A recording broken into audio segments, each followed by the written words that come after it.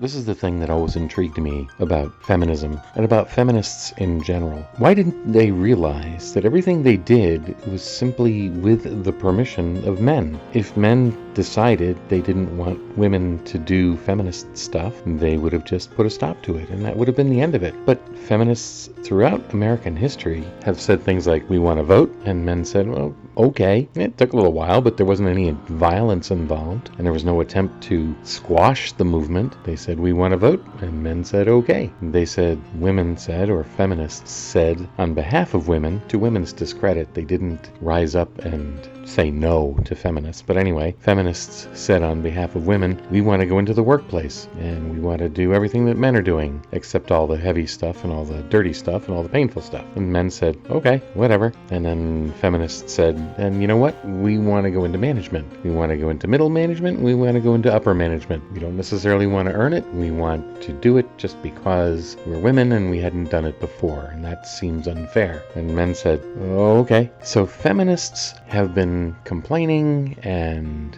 whining and moaning for decades in America for one simple reason: because they can. They can't do that in other countries. They couldn't have done it in the old Soviet Union. They can't do it in Russia. They can't do it in areas where families have a subsistence level of living. You can't do it in North Korea. You can't do it in other very traditionalist societies. You certainly can't do it in any of the Arab countries or any of the Muslim countries. They did it in America for one simple reason: because they can. In other words, they've complained the loudest in the country in which they have the least about which to complain. You could say they've complained the loudest in the country and countries in which their complaints are the most absurd. And that's the story of feminism in the 20th and 21st centuries.